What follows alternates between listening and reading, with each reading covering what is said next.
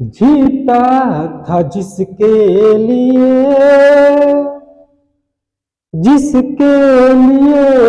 मरता था।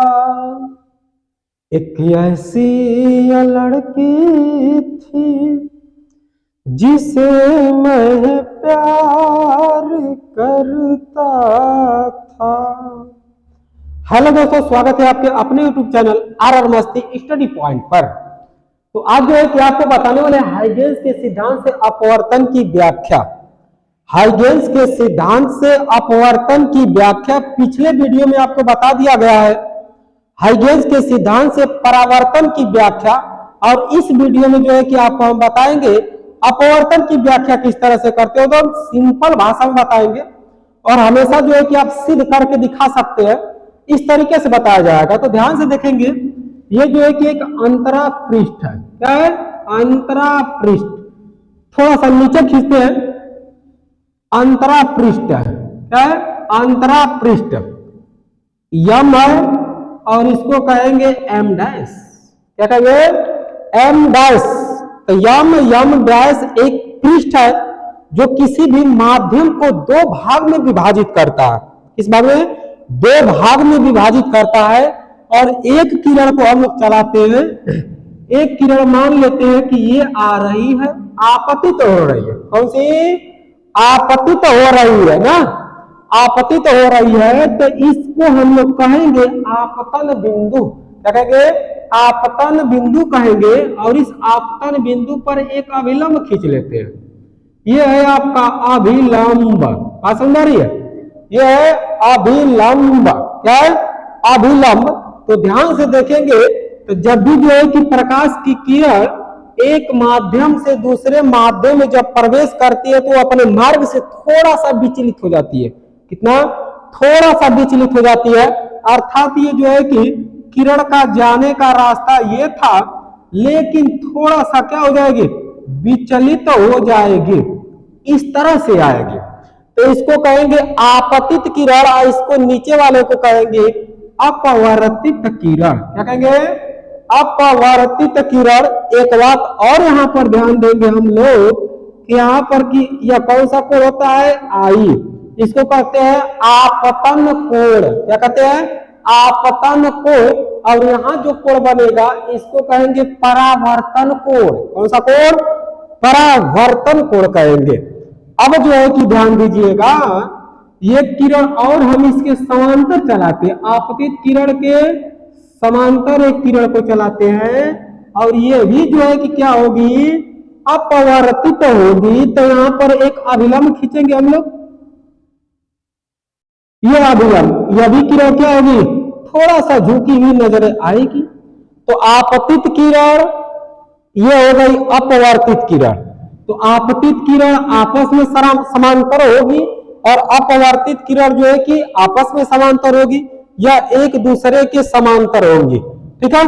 ये किरण जो है कि जब अपवर्तित हुई तो ध्यान से देखेंगे, अगर जो है कि थोड़ा सा ध्यान देते हैं तो यहीं पर जो है कि आपका अपवर्तन की नियम की व्याख्या होगी। ठीक है?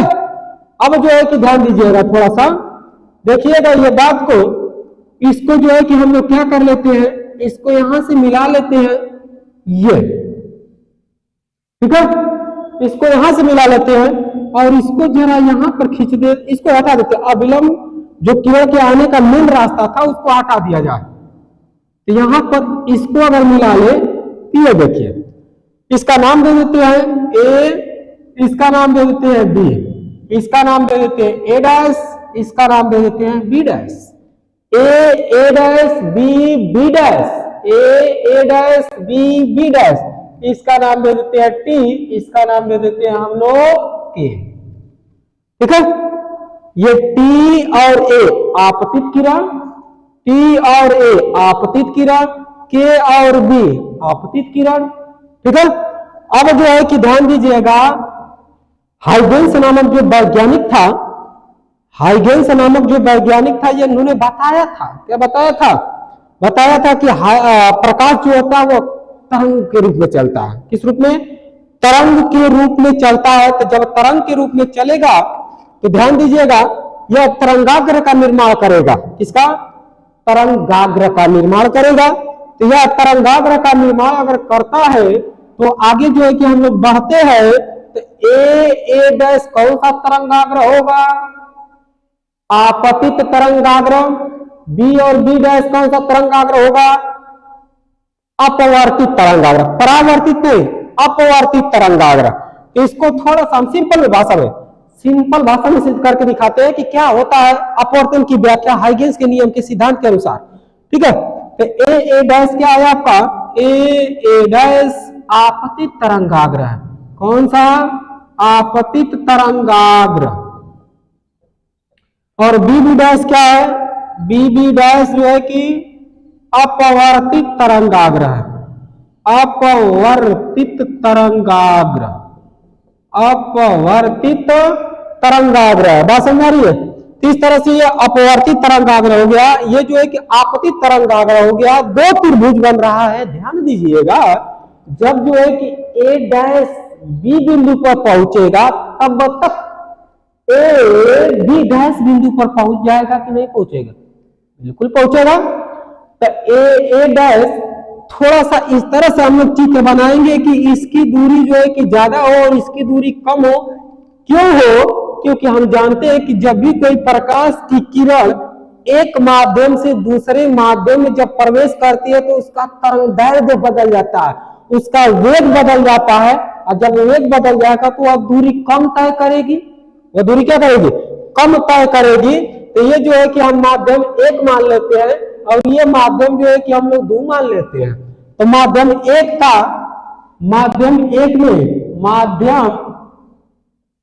एक में प्रकाश की चाल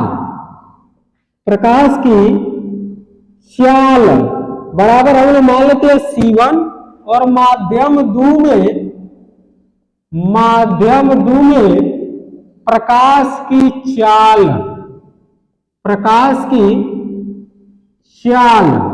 मान लेते हैं कि C2 है। क्या है? मान लेते हैं हम लोग C2 है। तब जो है कि इस अनुसार देखा जाएगा कि इनके बीच की दूरी क्या हो जाएगी? ए डैश बी अर्थात दूरी बराबर हम लोग जानते हैं क्या होता है? दूरी बराबर चाल गुणे समय अर्थात ए डैश बी के बीच की दूरी क्या हो जाएगी? C1t हो जाएगा। इसको मान लेंगे समीकरण 1। तो मानेंगे समीकरण 1 माने कोई दिक्कत नहीं होना चाहिए। अब जो है कि ए डैश बी बराबर C1t, ए डैश बी बराबर C1t, ये हमारा हो गया। अब जो है कि ध्यान देंगे इसके बीच की दूरी अगर निकालेंगे, इसके बीच की दूरी ए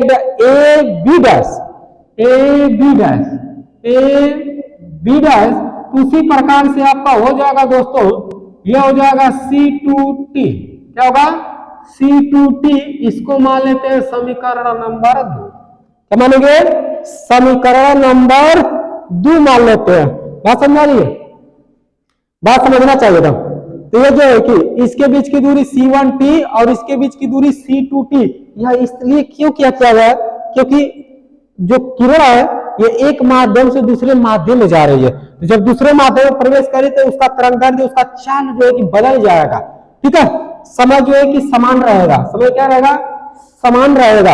अब जो है कि त्रिभुज दो आपको दिख रहा है, एक ऊपर का त्रिभुज और एक जो है कि नीचे का त्रिभुज। एक त्रिभुज ऊपर का दिख रहा है और एक त्रिभुज जो है कि नीचे का दिख रहा है। तो अब जो है कि त्रिभुज हम लोग लेते हैं, त्रिभुज देखिए ए डैश बी, त्रिभुज ए डैश बी में अगर ए डैश बी में हम लोग लगाते हैं कौन सा नियम? त्रिकोणमिति का। तो एक बात और यहां पर ध्यान देंगे, अगर ये जो है कि तो जो तरंगाग्र होता है यह जो है कि किरण के साथ 90 अंश का कोण बनाता है। कितने अंश का? 90 अंश का कोण बनाएगा। तो 90 अंश का जब कोण बनाएगा तो ये जो है कितना हो जाएगा? 90 माइनस आई, और ये कोण कितना होगा? आई। कितना का हो जाएगा? आई हो जाएगा। अब जो है कि ये ध्यान देंगे कि ये जो है कि 90 अंश का बना रहा है, ये जो है कि कोण आर है, अपवर्तित कोण। कौन सा कोण? अपवर्तित कोण है आर, तो ये कितना का होगा? 90 माइनस आई, सॉरी आर का होगा। कितना का होगा? आर का होगा। और ये कितना हो जाएगा? आर हो जाएगा। अगर त्रिभुज हम ए डैश बी में देखते हैं, अगर साइन आई यहां पर लगाते हैं तो लंब बटा के क्या होता है? कर्ण होता है। लंब बटा के कर्ण। तो त्रिभुज ए डैश बी में तो ये जो है कि साइन आई बराबर जिसको को हम मानते हैं उसके सामने का भुजा क्या होता है? कर्ण होता है। तो कर्ण क्या हो जाएगा? ए डैश बी और बटा में ए बी, क्या होगा? A B. ठीक है, यह त्रिभुज में।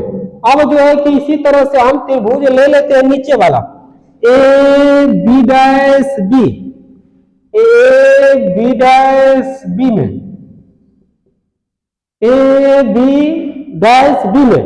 तो इसमें जो है कि साइन आर लगाएंगे तो क्या हो जाएगा दोस्तों? साइन आर बराबर क्या होगा? साइन आर बराबर ये होगा, साइन आर बराबर ये हो जाएगा आपका ए बी डैश बटा में ए बी, क्या होगा? ए बी हो जाएगा। समझा रहे? इसको मान लेते हैं समीकरण 3 और इसको मान लेते हैं समीकरण 4। समीकरण 3 में समीकरण 4 से भाग दे देंगे।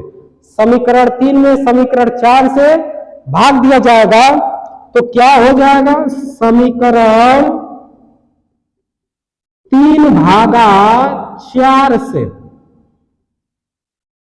4 से, ठीक है। तो sine I by sine R बराबर ए डैश बी बटा में ए डैश बी बटा में ए बी, अब बाई ए बी डैश बटा में ए बी, तब ए बी हो जाएगा। ठीक है। अब जो है कि ध्यान देंगे यहां पर हम लोग लिखते हैं sine I by sine R, sine I by sine R. ठीक है। अब जो है कि ये देखिए ये डैश नहीं रहेगा, ये जो है कि ए बी से ए बी आपका कट जाएगा, ए बी से ए बी आपका कट जाएगा, ये जो है कि बच जाएगा आपका ए डैश बी अब by A B dash, A dash B sorry A dash B यहां पर छूट गया है, A dash B by A B dash. समझ रहा है।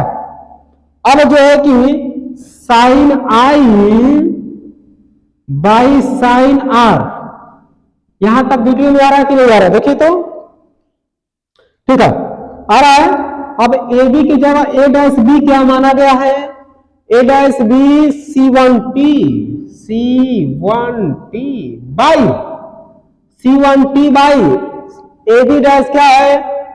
C2T, T से T बर्बाद हो गया, ये आ जाएगा ये आपका, ये जो है कि आपका आ जाएगा sine I by sine R बराबर C1 बाई C2, और यही होता है अपवर्तन की व्याख्या।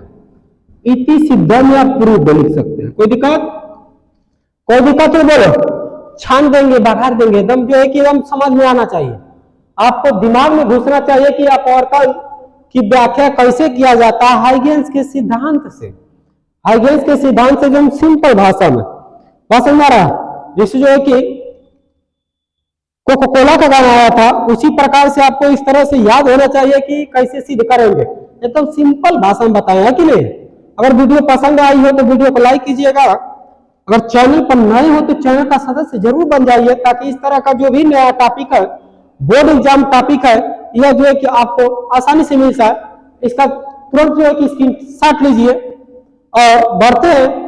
और लास्ट में आप लोग को कहते हैं राधे राधे, जय हिंद, जय भारत।